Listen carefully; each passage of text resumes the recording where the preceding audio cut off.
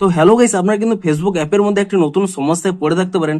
আপনারা ধরুন ফেসবুক অ্যাপে আপনারা কোনো একটি ভিডিও আপলোড করছেন, কিন্তু তারপরেই দেখুন ভিডিওটি আপলোড হওয়ার পরেই এখানে একটি পপআপ শো করছে, running copyright scan, keep Facebook open. এমনকি এই পপআপটি আসার পরে অনেকক্ষণ ধরেই কিন্তু আপনাদের এখানে স্ক্যান হচ্ছে, কিন্তু এখানে কিন্তু এই পপআপটি এখানে যাচ্ছে না এবং আপনাদের কিন্তু ভিডিওটি আপলোড হচ্ছে না। তো আপনাদেরও যদি এই প্রবলেমটি হয়ে থাকে, তা আপনারা কি করে ফিক্স করবেন সেটিই জানাবো আজকের এই ভিডিওটিতে। তাই জন্য কিন্তু পুরো ভিডিওটি অবশ্যই দেখতে থাকুন। তো তার আগে ভিডিওটিকে অবশ্যই একটি লাইক করে দিন এবং এই চ্যানেলে যদি আজই নতুন এসে থাকেন, এখনই চ্যানেলটিকে সাবস্ক্রাইব করে রাখুন এরকম নতুন নতুন ভিডিও দেখার জন্য। তো আপনারও যদি ফেসবুক অ্যাপের মধ্যে কোনো ভিডিও আপলোড করার পরে এখানে এই রানিং কপিরাইট স্ক্যান এই প্রবলেমটি হয়ে থাকে, তাহলে কি করবেন, প্রথমে কিন্তু এখানে ফেসবুক অ্যাপ থেকে আপনারা ব্যাক করে নেবেন এবং তারপরে কি করবেন, এখানে যে ফেসবুক অ্যাপটি রয়েছে সেই অ্যাপটিকে ট্যাব এন্ড হোল্ড করে নেবেন।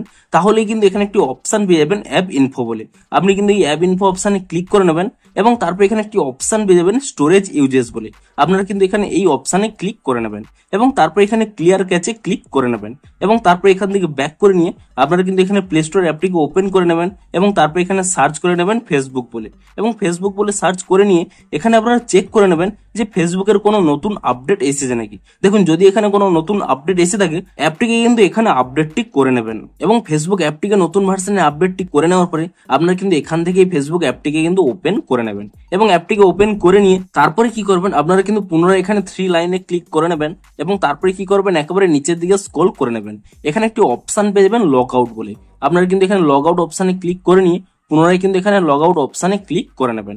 তাহলে কিন্তু আপনাদের প্রোফাইলটি এখানে লগ আউট হয়ে যাবে এবং তারপরে কি করবেন, পুনরায় কিন্তু আপনাদের সেই প্রোফাইলটি এখানে সিলেক্ট করে নেবেন এবং সিলেক্ট করে নেওয়ার পরে পুনরায় কিন্তু এখানে লগ ইনটি করে নেবেন এবং তাহলেই দেখবেন আপনারা কিন্তু পুনরায় সেই ভিডিওটি এখানে আপলোড করবেন, দেখবেন আপনাদের কিন্তু ভিডিওটি আপলোড হয়ে যাবে আর কিন্তু সেই প্রবলেমটি হবে না। তো এভাবেই কিন্তু আপনারা সেই প্রবলেমটিকে সলভ করতে পারবেন। তো ভিডিওটি যদি একটু হেল্পফুল বলে মনে হয়, অবশ্যই একটি লাইক করে দিন। দেখা হচ্ছে আরো কোনো ইন্টারেস্টিং ভিডিওর সাথে। Thanks for watching.